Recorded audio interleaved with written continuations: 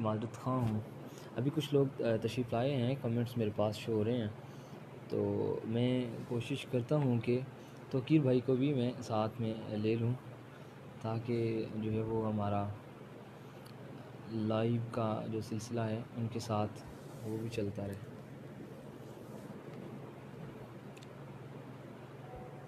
اصل میں ہمارے آج کے میڈیا کے جو ورکر ہیں وہ تو اسلام آباد گئے ہوئے ہیں، اس لیے مجھے خود سے زیادہ کوئی اتنا مینج نہیں ہو پا رہا، تو میں کوشش کر رہا ہوں کہ توقیر بھائی کو میں لے سکوں۔ باقی کوشش کیجیے آج ایسے ہی گزارا ہوگا توقیر بھائی معذرت کے ساتھ، تو انشاءاللہ نیکسٹ پورے جو ہے وہ سلسلے کو پلاننگ کے ساتھ چلائیں گے۔ کوشش کیجیے سوالات کا سلسلہ یہیں پہ جاری رکھے، اور میں 10 منٹ میں انشاءاللہ اسی صدقہ و خیرات پہ گفتگو آپ کے ساتھ کرنے کی کوشش کرتا ہوں۔ آپ اپنے سوالات جو ہیں وہ کمنٹس میں کر سکتے ہیں۔ اللہ رب العزت نے قرآن کریم فرقان حمید میں ارشاد فرمایا ہے، اور یہ قرآن کریم کے آیت مبارکہ ہے۔ فرمایا مثل الذین ينفقون اموالهم فی سبیل اللہ کمثل حبۃ انبتت سبع سنابل فی کل سنبلۃ مئۃ حبۃ واللہ یضاعف لمن یشاء واللہ واسع علیم۔ اللہ تعالیٰ ارشاد فرماتا ہے کہ وہ لوگ کہ جن کو ہم نے مال دیا اور انہوں نے ہمارا مال ہماری راہ میں خرچ کیا،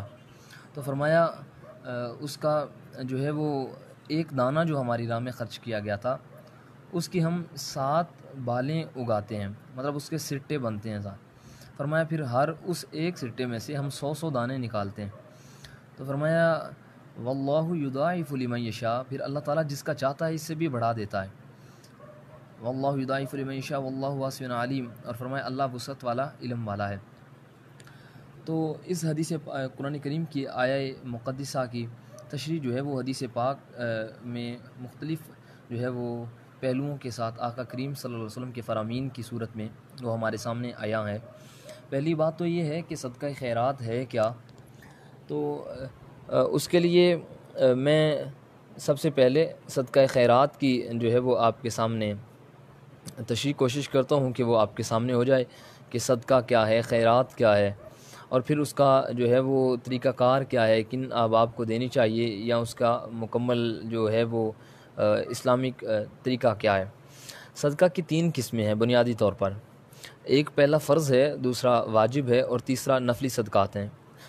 آپ کے کمنٹس آ رہے ہیں توقیر بھائی،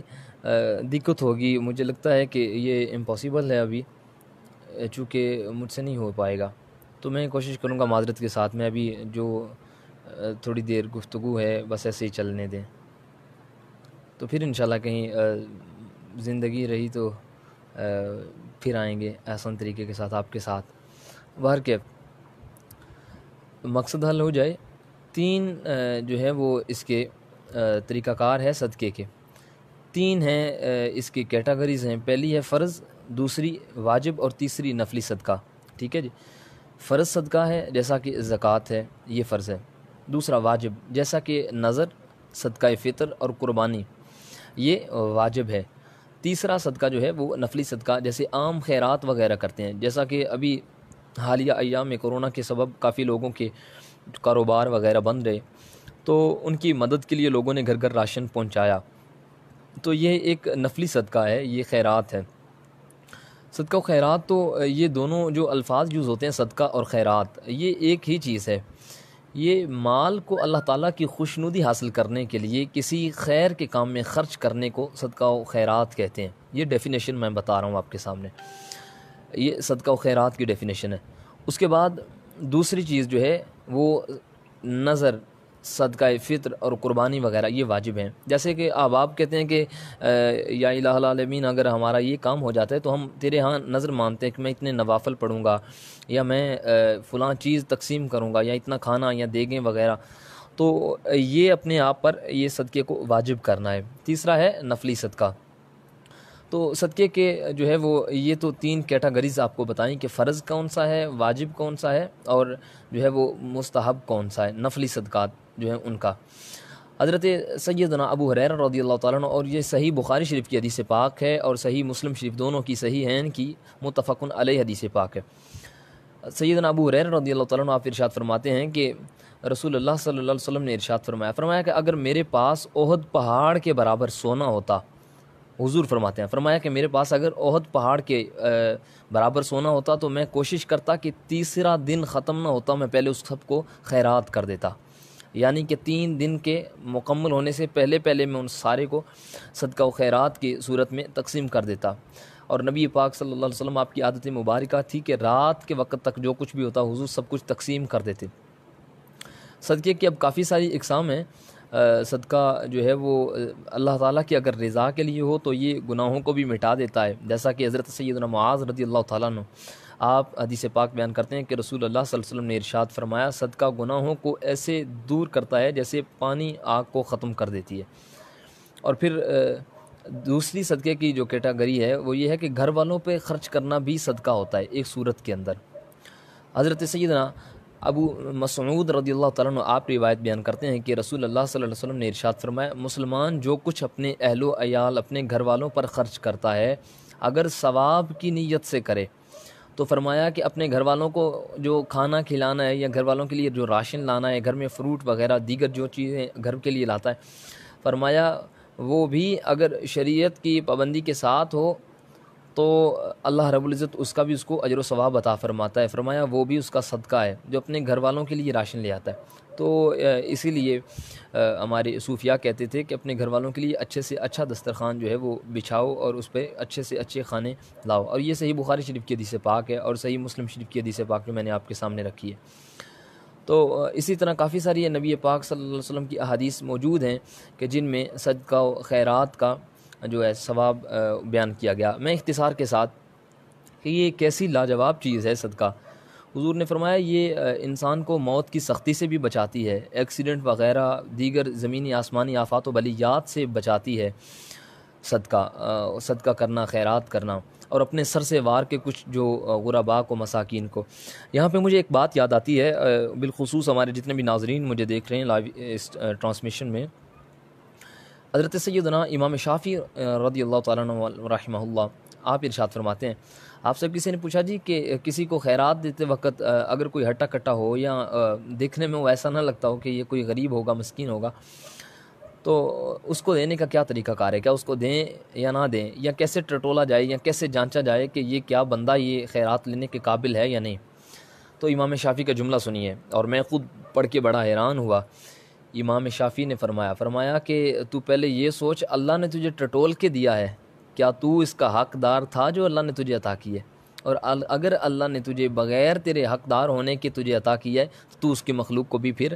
ایسے ہی عطا کر اس کی رضا چاہنے کے لیے۔ تو پتہ چلا کہ یہ صدقہ و خیرات کرنا جو ہے اس کے لیے ایک تو یہ ہے کہ بندے کا دل وسیع جو ہے وہ پیمانہ پر اللہ رب العزت کی مخلوق کے ساتھ محبت کرنے والا ہو تو پھر ہی یہ حوصلہ پڑتا ہے۔ مالاں والے سخی نہیں ہوندے تے سخیاں مال نہیں ہوندا، یہ بزرگان دین نے ہمارے سامنے مثالیں رکھی۔ باہر کے سیدنا عبداللہ بن مبارک، میں آخری بات کروں اور جو ہے وہ آج کے موضوع کو سمیٹنے کی کوشش کروں، چونکہ کافی دقت ہوئی، ٹائم بھی کافی ہو گیا اور آپ کے لیے بھی مشکل بنی سامعین کے لیے، اور یہ قابل غور بات ہے انتہائی کہ ہمیں اس سے کافی سارے اسباق بھی ملیں گے انشاءاللہ۔ یہ ایسی لاجواب بات ہے، اور اس کو تذکرۃ الاولیاء والے نے بڑی خوبصورتی کے ساتھ اپنی کتاب میں نقل کیا۔ کہتے ہیں کہ حضرت عبداللہ بن مبارک ایک بہت بڑے اچھے عالم دین گزرے ہیں، مشہور بزرگ ہیں۔ کہتے ہیں کہ وہ حج کی سعادت حاصل کرنے کے لیے اللہ رب العزت کے جو ہے وہ کرم سے حرمین شریفین میں گئے۔ اللہ مجھے بھی اور ناظرین جتنے بھی اس وقت موجود ہیں سب کو حج کی سعادت عطا فرمائے۔ تو حضرت سیدنا عبداللہ بن مبارک رضی اللہ تعالیٰ عنہ آپ فرماتے ہیں کہ میں حج کی سعادت حاصل کرنے کے لیے گیا۔ کہتے ہیں کہ طواف کرتے کرتے مجھے نیند آ گئی، اور نیند کی حالت میں، غنودگی کی حالت میں سو گیا حرم شریف کے اندر۔ کہتے ہیں ٹیک لگائی، میری آنکھ لگ گئی، تو کہتے ہیں کہ میں نے خواب میں کیا دیکھا کہ آسمان سے فرشتے اتر رہے ہیں حرم کے اندر۔ کہتے ہیں اترتے ان کو دیکھا تو میں ان کی طرف مائل ہوا، ان کی بات سننے کی کوشش میں نے کی، تو میں نے سنا کہ وہ آپس میں کلام کر رہے تھے۔ کہتے ہیں کہ 2 فرشتے وہ کلام کرنے لگے، ایک پہلا سوال کرتا ہے، کہتے ہیں کہ دوسرے فرشتے سے کہتا ہے کہ اس دفعہ کتنے لوگ حج پہ آئے ہیں؟ تو اس نے جواب دیا جی اس دفعہ 6 لاکھ لوگ حج پہ آئے ہیں۔ پہلے نے پوچھا، کہتا ہے کہ کیا کسی کا حج قبول بھی ہوا یا نہیں ہوا؟ وہ فرشتے جو آپس میں کلام کر رہے تھے عبداللہ بن مبارک نے خواب میں دیکھا، کہتے ہیں اس نے کہا کہ کسی کا قبول بھی ہوا ہے 6 لاکھ لوگوں میں؟ تو حضرت عبداللہ بن مبارک کہتے ہیں اس دوسرے کا جواب نے میرے دل کی دھڑکن کو جو ہے وہ انتہائی تیز کر دیا اور دل کانپ اٹھا کہ کیا اس نے جملہ کیا بولا۔ وہ کہنے لگا کہ کسی ایک کا بھی قبول نہیں ہوا حج، 6 لاکھ لوگوں میں کسی ایک کا بھی حج قبول نہیں ہوا۔ تو پہلا کہنے لگا تو پھر، کہتا ہے کہ ہاں ایک بندہ ایسا ہے دمشق کے شہر میں، وہاں کا رہنے والا باسی ایک بندہ ہے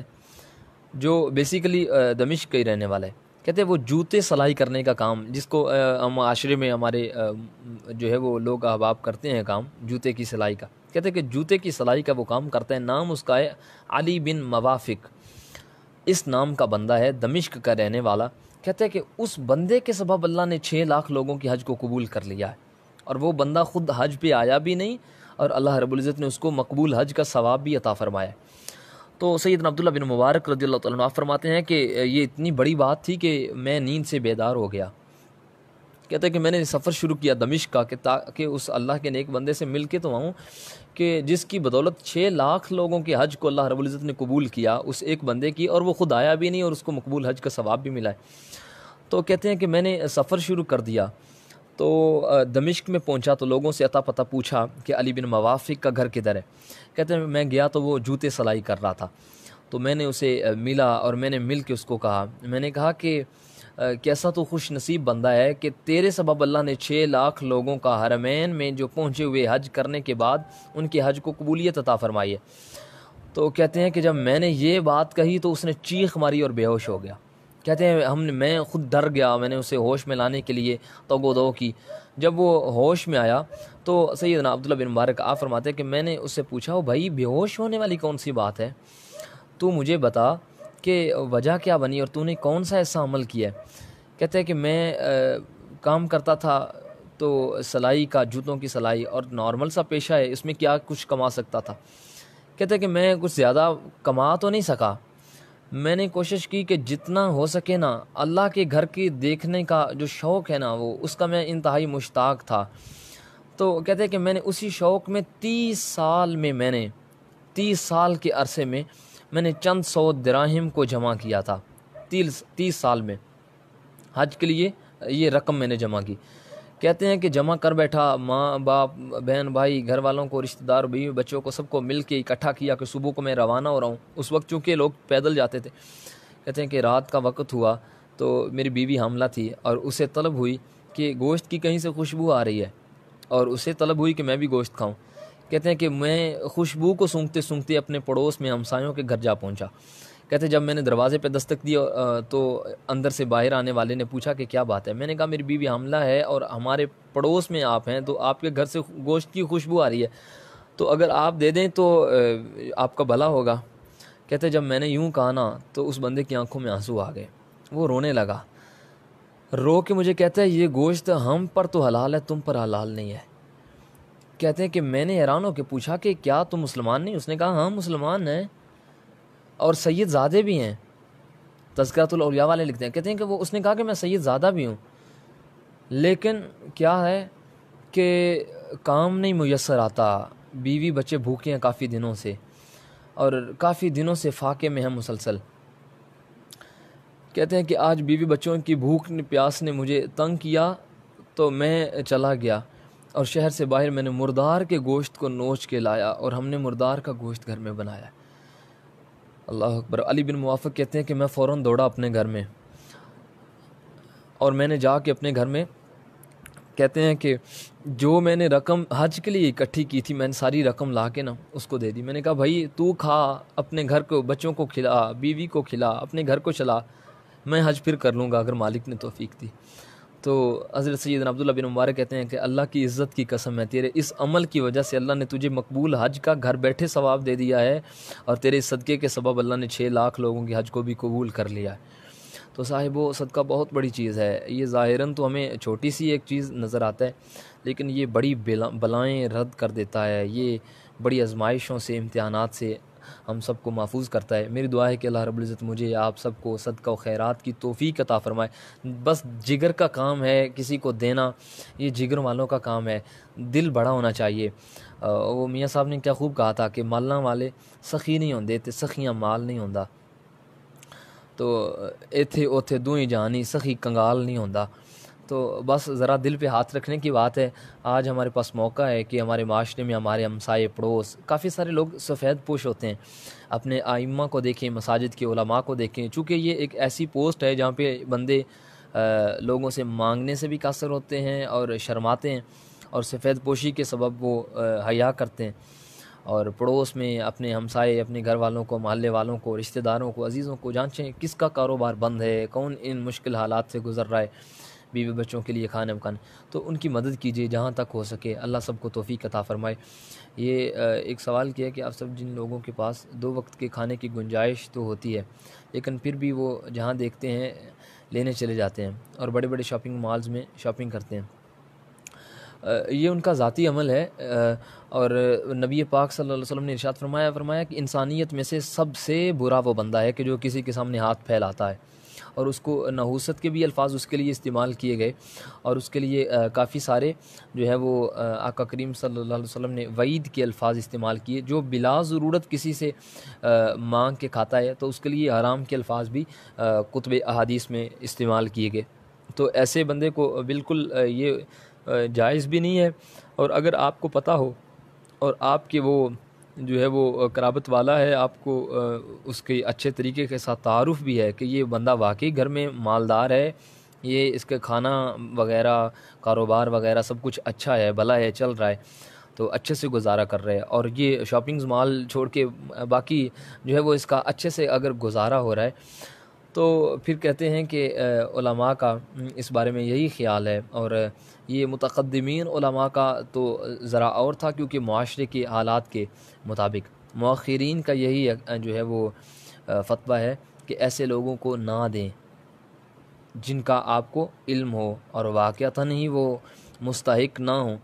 تو ایسے لوگوں کی جو ہے وہ خیرات ان کو دے کے، زکوٰۃ تو بالکل لگتی نہیں ہے، زکوٰۃ کے لیے تو فقیر اور مساکین اور مؤلفین، جیسا کہ قرآن کریم میں اللہ رب العزت نے خود ارشاد فرمایا انما الصدقات للفقراء والمساکین والعاملین علیہا والمؤلفۃ قلوبہم وفی الرقاب والغارمین وفی سبیل اللہ وابن السبیل فریضۃ من اللہ۔ تو وہ تو فقیر، مساکین اور اس کے تو مستحقین جو ہیں وہ تو مصارف زکوٰۃ الگ سے ہیں، لیکن عام خیرات جو کرتے ہیں آپ، وہ بھی ایسا بندہ کہ جو مالدار ہے، اٹا کٹا ہے، اور آپ اس کو جانتے بھی ہیں اس کا گھر میں اچھا گزارا ہو رہا ہے، اس کو دینا یہ اس کی حوصلہ افزائی ہے، اس سے علماء نے منع فرمایا ہے۔ تو ایسے بندے کی حوصلہ افزائی نہیں کرنی چاہیے۔ باقی اگر آپ نہیں جانتے تو پھر اس کے ساتھ سوال و جواب بھی نہ کریں، اگر دینا ہے تو دے دیں، جھڑکی کسی کو بھی نہ دیں۔ اور یہ تو اللہ تعالیٰ نے اپنے حبیب کو بھی ارشاد فرمایا وَأَمَّا السَّائِلَ فَلَا تَنْهَرْ، محبوب جو تیرے دروازے پہ آ کے مانگتا ہے نا، اسے تو نہ جھڑکی نہ دے۔ اور آقا کریم صلی اللہ علیہ وسلم کے دروازے سے مانگنے والوں کا تو مقام ہی کیا ہے کہ اس دروازے سے سیدنا عمر فاروق رضی اللہ تعالیٰ عنہ لائن میں اونٹوں کو کھڑا کرتے، تو ایک دن رو پڑے، ایک مقام پر پہنچے تو روتے ہوئے کہنے لگے، اصحاب نے، ساتھ والوں نے، دوستوں نے پوچھا کہ روتے کیوں؟ کہتے ہیں کہ ایک وقت تھا کہ اسی میدان میں میرے باپ خطاب نے کہا تھا کہ یہ 6 اونٹ جو ہے وہ 4-6 اونٹ لائن میں کھڑے کرو، تو مجھ سے وہ لائن میں نہیں کھڑے ہوتے تھے، تو باپ نے مجھے مارا کہ ایک سردار کے عرب کے بیٹے ہو کے تجھ سے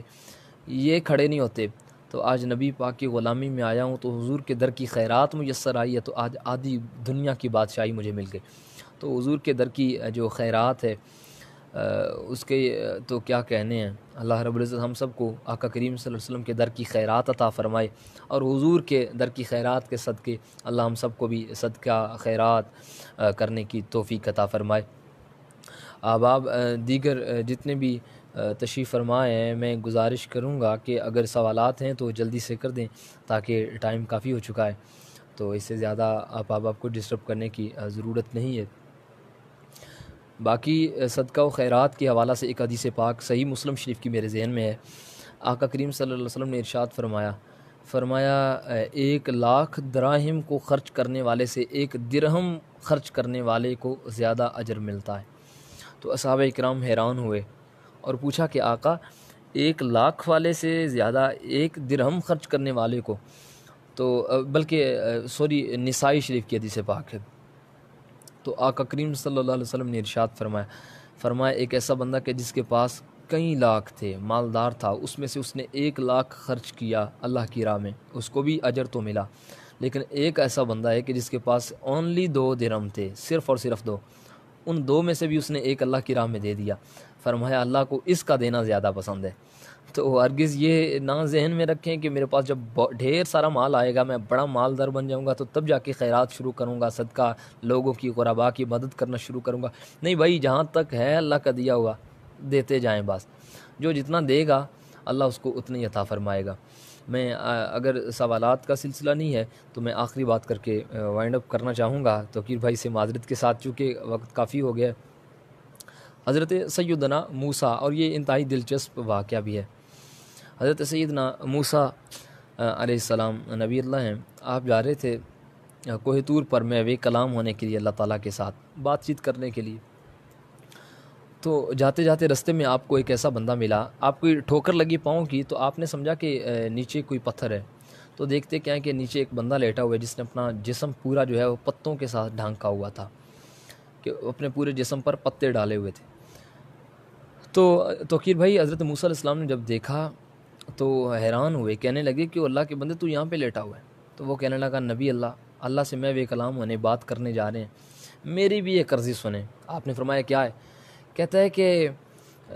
آپ ایسے کریں کہ اللہ کے حضور جائیں اور جا کے کہیں کہ مولا تیرا ایک بندہ ہے وہاں لیٹا ہوا ہے، وہ کہتا ہے کہ مجھے اتنا ہی دے دے کم از کم کہ میں کسی کے سامنے ہاتھ پھیلا سکوں۔ ٹھیک ہے، قابل غور بات ہے، پوائنٹ نوٹ کیجیے گا۔ کہتا ہے کہ مجھے اتنا ہی دے دیں، اللہ کو کہیے گا کہ مجھے اتنا ہی دے دیں کہ میں کسی کے سامنے ہاتھ تو پھیلا سکوں، مجھے جسم پر کپڑے ڈالنے کی بھی جو ہے وہ میسر نہیں ہے رقم، تو اللہ کے حضور یہ کہیے۔ تو حضرت موسیٰ علیہ السلام چل پڑے۔ آگے کیا دیکھتے ہیں کہ آگے ایک بندہ ہے جو کہ نا ڈنڈے کے ساتھ ٹیک لگائے، ریوڑوں کے ریوڑ اس کے سامنے ہیں۔ تو حضرت موسیٰ کو دیکھ کر کہتا ہے واہ مولا تیریاں شانہ، موسیٰ نبی کا دیدار کروایا۔ تو حضرت موسیٰ علیہ السلام آپ قریب گئے تو کہنے لگا کہ اے نبی اللہ کے حضور جا رہے ہیں تو جا کے ایک بات تو میری طرف سے کہیے گا۔ آپ نے کہا کیا؟ کہتا ہے کہ اللہ کو کہیے گا کہ سارا مال مجھے ہی دینا، کسی اور کو بھی دے دے۔ آپ بڑے حیران ہوئے کہ ایک کہتا ہے کہ مولا اتنا ہی دے دے تن کو چھپا کے کسی کے سامنے ہاتھ پھیلا سکوں، اور یہ کہتا ہے کہ مولا اتنا مجھے ہی دیا ہے، سارا مجھے ہی دے دینا، کسی اور کو بھی دے دے۔ تو آپ گئے کوہ طور پر، تو محو کلام ہوتے ہی آپ نے سب سے پہلا جو اللہ کے حضور سوال کیا، کہا مولا آج باقی باتیں نبوت کی اور پیغمبری کے احکامات جو ہیں وہ تو بعد میں ہیں، آج مجھے پہلے میرے اس ایک سوال کا جواب دے۔ تیری مخلوق میں سے 2 بندے دیکھے ہیں، ایک نے کہا کہ اتنا دے دے اپنا جسم بدن ڈھانک کے کپڑا خرید کے کسی کے سامنے ہتھیلی پھیلا سکوں، اور دوسرا کہتا ہے کہ مولا سارا مینوں ہی دے دیتے ہی سانبے تو باہر ہو گیا۔ کہتے ہیں کہ جب یہ معاملہ حضرت موسیٰ علیہ السلام کہتے ہیں کہ مجھے یہ نا کھٹک رہا ہے اور میرے ذہن میں یہ چل رہا ہے اور مجھے پریشانی ہو رہی ہے کہ وجہ کیا ہے، ریزن کیا ہے دونوں کا۔ تو ارشاد باری تعالیٰ ہوا، کہا کہ اے موسیٰ وہ جو پہلا ہے نا اس کے مانگنے کے انداز کو تو دیکھ، اس نے مانگا کہ مجھے اتنا دے دے میں کسی کے آگے ہاتھ پھیلا سکوں، اور دوسرا جو ہے وہ بھی غریب تھا، اس کے پاس بھی کچھ نہیں، اسے میں نے 1 بکری دی تو اس نے میرا شکر ادا کیا، میں نے 2 دے دی، اس نے پھر شکر کیا، میں نے 3 دے دی، اس نے پھر شکر کیا، میں نے ریوڑ دے دیا، اس نے پھر شکر کیا، میں نے اسے گاؤں کا ریوڑ دے دیا، اس نے خیرات کی، میں نے اسے اونٹ کا ریوڑ دے دیا۔ کہا کہ وہ شکر کرتا نہیں تھک رہا تھا، میں اللہ ہو کے دیتا ہی نہیں تھک رہا۔ تو فرمایا کہ جو ناشکری کرتا ہے اللہ اسے پہلا بھی چھین لیتا ہے اور اسے مشکل میں ڈالتا ہے، آزمائش میں ڈالتا ہے، اور جو اللہ کے حضور جتنا اس نے مالک نے دیا ہے اس پر شکر ادا کرتا ہے، اللہ اس کو اسے بھی دگنا عطا کرتا ہے، خیرات کرتا ہے، اللہ کے بندوں کو دیتا ہے۔ اور ایک حدیث پاک یہ بھی ہے، آقا کریم صلی اللہ علیہ وسلم نے ارشاد فرمایا انا ضامن، میں ضمانت دیتا ہوں، اور جس چیز کی ضمانت حضور دیں میں سمجھتا ہوں کہ اس میں شک کی کوئی گنجائش نہیں ہے، لا ریب ہے۔ حضور نے فرمایا میں ضمانت دیتا ہوں کہ صدقہ کرنے سے کسی کا مال کم نہیں ہوگا، زکوٰۃ دینے سے، خیرات دینے سے کسی کا مال کم نہیں ہوگا، اللہ رب العزت اس کے مال کو بڑھا دے گا، چونکہ اللہ کا وعدہ ہے ہم 7 بالیں 1 دانے سے دیتے ہیں اور ہر سٹے میں ہم 100 دانے دیتے ہیں، یضاعف لمن یشاء، اللہ جسے چاہتا ہے بڑھا کے بھی دے سکتا ہے۔ تو کوشش کیجیے میری اتنی ساری بحث و مباحثہ جتنا بھی میں نے کلام آپ کے سامنے عرض کرنے کی کوشش کی، اس سب کا خلاصہ یہ ہے کہ بھائی جتنا ملا مالک کی طرف سے شکر ادا کریں، جتنا بھی اس نے دیا ہے اس پہ شکر ادا کریں، اور جتنا اس نے دیا ہے وہ اس کی مخلوق میں تقسیم کرنے والے بن جائیں، دینے والے بن جائیں،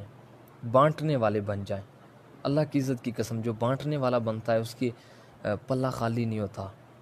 اس کے دامن بھرے رہتے ہیں۔ اللہ رب العزت ہم سب کو جو ہے وہ اپنے خاص فضل و توفیق کے ساتھ رزق حلال وافر عطا فرمائے، اور اسے اس کی خیرات کرنے کی، صدقہ کرنے کی، زکوٰۃ کی توفیق عطا فرمائے۔ اور جو ہے وہ میں آخر میں پھر ایک دفعہ پھر توقیر احمد کوکر بھائی میرے بڑے عزیز ہیں، بڑے محبت والے ہیں، آپ نے مجھے حکم دیا اور میں نے اپنی حقیر سی جو ہے وہ اپنی حاضری پیش کرنے کی آپ کے سامنے کوشش کی ہے۔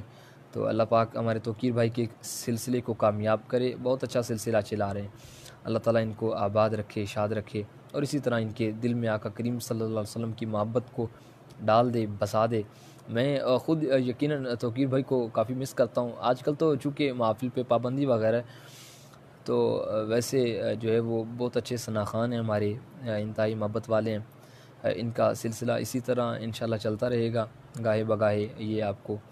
جو ہے وہ اپنا سلسلہ جو ہے وہ بتاتے بھی رہیں گے کہ شاید کل ان کی ٹرانسمیشن جو لائیو روزانہ ہے اس کا آخری دن ہے، اس کے بعد ہفتہ وار شاید وہ سلسلہ ہے۔ بہرکیف یہ خود آپ کو مطلع کریں گے ان باتوں پر۔ اللہ رب العزت کی حضور دعا ہے کہ اللہ مجھے آپ سب کو جو ہے وہ اپنے رحمت عطا فرمائے، اور اپنے خاص فضل سے اپنی خاص جو ہے وہ بلند بارگاہ میں مقام حاصل کرنے کی اللہ ہم سب کو توفیق عطا فرمائے۔ میں چند اشعار کے ضمن میں اپنی گفتگو کو ختم کر رہا ہوں۔ الہام کے رم جم کہیں بخشش کی گھٹا ہے، الہام کے رم جم کہیں بخشش کی گھٹا ہے،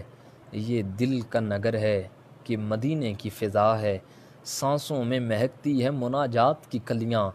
کلیوں کے کٹوروں پہ تیرا نام لکھا ہے، آیات کی جھرمٹ میں تیرے نام کی مسند، لفظوں کی انگوٹھی میں نگینہ سا جڑا ہے، اور ایک بار تیرا نقش قدم چوم لیا تھا۔ بادل دور سے دیکھے نا تو جھکے ہوئے زمین کی طرف مائل نظر آتے ہیں۔ تو شاعر کہتے ہیں کہ میں نے پوچھا کہ وجہ کیا ہے، کیوں جھکے ہوئے؟ تو کہنے لگے ایک بار تیرا نقش قدم چوم لیا تھا، آقا اب تک یہ فلک شکر کے سجدے میں جھکا ہے، اور سورج کو ابھرنے نہیں دیتا تیرا حبشی، بے زر کو ابو ذر تیری بخشش نے کیا ہے۔ اور انتہائی محبت والا شعر، شاعر کہتا ہے کہ بخشش تیرے ابرو کی طرف دیکھ رہی ہے، محسن تیرے دربار میں چپ چاپ کھڑا ہے، محسن تیرے دربار میں چپ چاپ کھڑا ہے، اے گنبد خضرا کے مکیں تو میری مدد کر، اے گنبد خضرا کے مکیں ہم سب کی مدد کر، یا پھر یہ بتا کون میرا تیرے سوا ہے، الہام کے رمجم کہیں بخشش کی گھٹا ہے، یہ دل کا نگر ہے کہ مدینے کی فضا ہے۔ توقیر بھائی جی نعت سنا دیں تو مہربانی۔ اصل ترنم کے ساتھ میں کم پڑھتا ہوں نعت شریف، تو ویسے پڑھتا ہوں نعت شریف کا بھی، تو ترنم کے ساتھ آپ سے ہی سنیں گے۔ اللہ آپ کو برکت عطا فرمائے۔ هو الباقی عند طلاقی، یار زندہ صحبت باقی، وما علینا الا البلاغ المبین۔